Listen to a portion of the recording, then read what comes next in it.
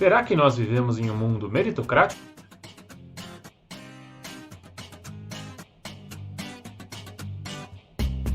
Na esteira dos nossos conteúdos curriculares sobre desigualdade social, nessa aula nós vamos dar um passo a mais para entender como as desigualdades sociais são construídas no nosso mundo. E nós vamos debater a ideia de meritocracia, né, a partir do entendimento de um sociólogo francês chamado Pierre Bourdieu, que interpretou criticamente as sociedades modernas com uma série de conceitos, dentre eles o conceito de capital cultural. A ideia dessa aula é falar um pouco sobre o que é meritocracia e fazer uma interpretação ou uma interpelação crítica sobre a ideia de meritocracia a partir da interpretação do sociólogo francês Pierre Bourdieu.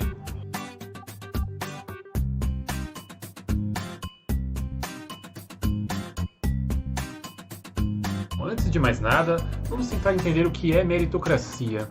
E para entender o que é meritocracia, a gente precisa também entender qual é a chave, qual a visão de mundo a partir da qual o conceito de meritocracia é formulado. Porque todos os conceitos sociológicos, todas as interpretações sociológicas sobre o mundo, embora elas tenham objetividade, elas tenham consistência, elas sempre se baseiam em uma visão de mundo que está por detrás do nosso olhar sobre a realidade. E qual é a visão de mundo que está na base da meritocracia?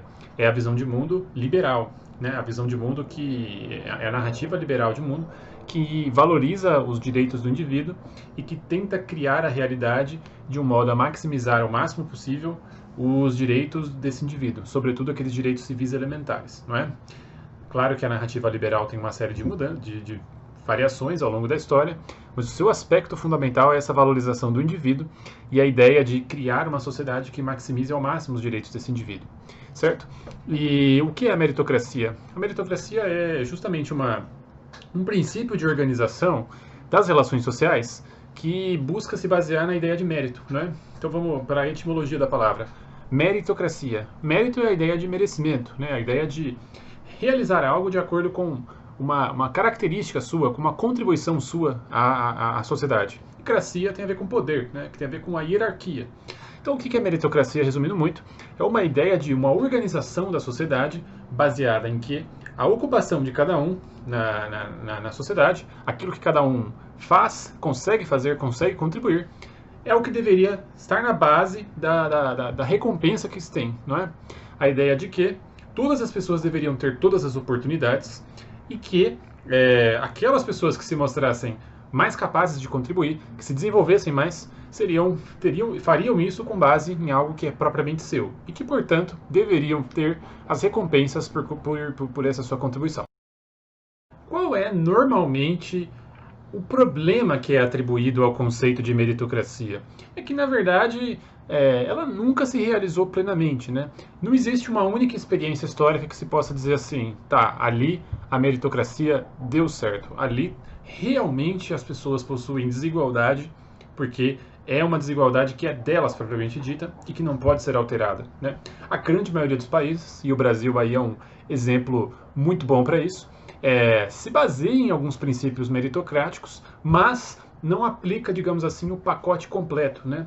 E apesar de valorizar que cada pessoa deva receber de acordo com o que ela produz, de acordo com as suas capacidades, em diversos aspectos o conceito de meritocracia não se aplica. Por quê? Porque basicamente, para que haja uma meritocracia de fato, todas as pessoas têm que ter igualdade de oportunidade. Se as pessoas não tiverem igualdade de oportunidade, que seria na verdade a equidade, não existe meritocracia, né? Porque aí as pessoas vão entrar em competição no mercado, né? Vão entrar em competição pelas profissões, vão entrar em competição para ver quem ganha mais, e aí o que vai acontecer? Pessoas vão ter uma desigualdade de oportunidade brutalmente diferente. Então esse é um ponto fundamental para entender o problema da meritocracia.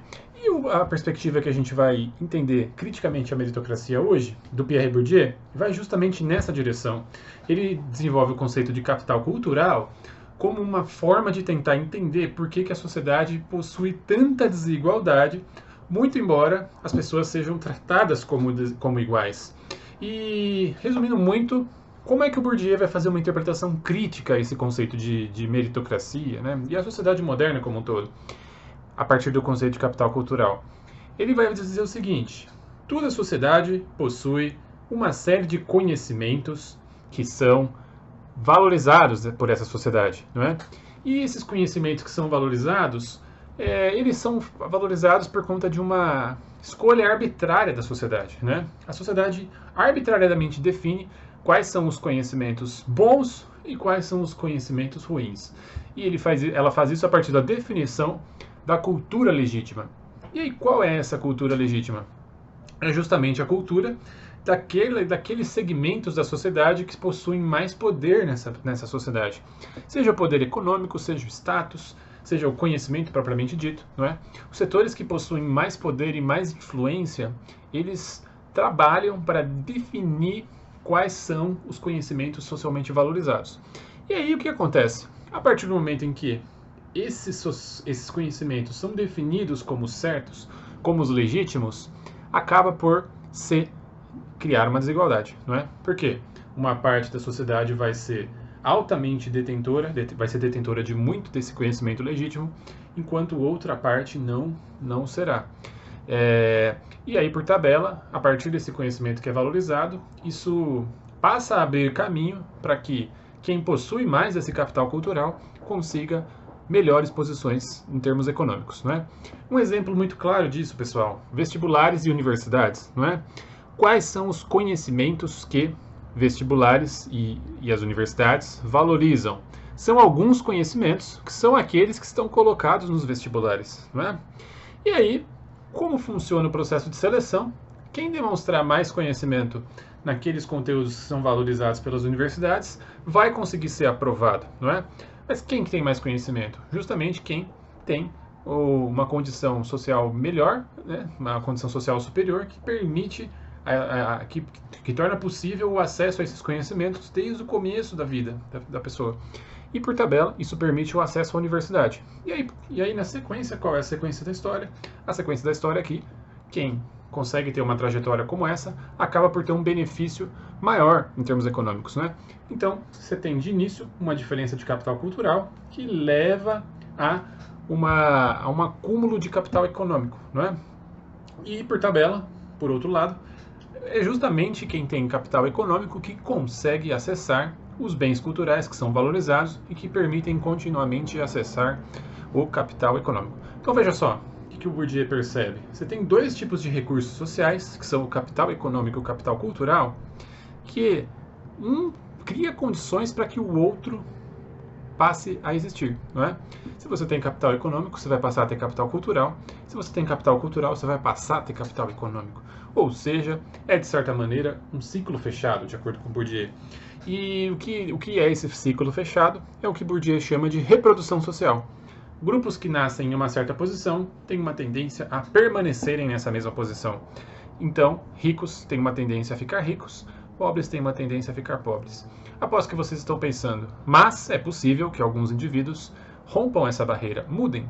Sim, é possível. Alguns indivíduos conseguem, mas isso é praticamente impossível para todos, não é? Não é possível que todos furem a bolha, porque existem mecanismos bastante consolidados de reprodução social que garantem que as oportunidades vão ser maiores para quem está no topo da pirâmide e menores para quem está na base. Então, embora alguns indivíduos consigam, a partir do seu esforço, quebrar essa barreira, né, desconstruir um pouquinho do sistema, o sistema continua firme e forte, mesmo depois desses grandes esforços, porque ele tem mecanismos de garantir que as probabilidades sejam maiores no caso de quem está em cima e menores no caso de quem está embaixo, no caso de obter um maior capital econômico e um capital cultural. E assim a sociedade continua e mantém as suas desigualdades ao longo do tempo. Espero que tenham gostado um pouco do pensamento do Bourdieu e a gente conversa mais sobre isso na próxima aula. Qualquer dúvida, mandem mensagem no chat ou no fórum. E até a próxima!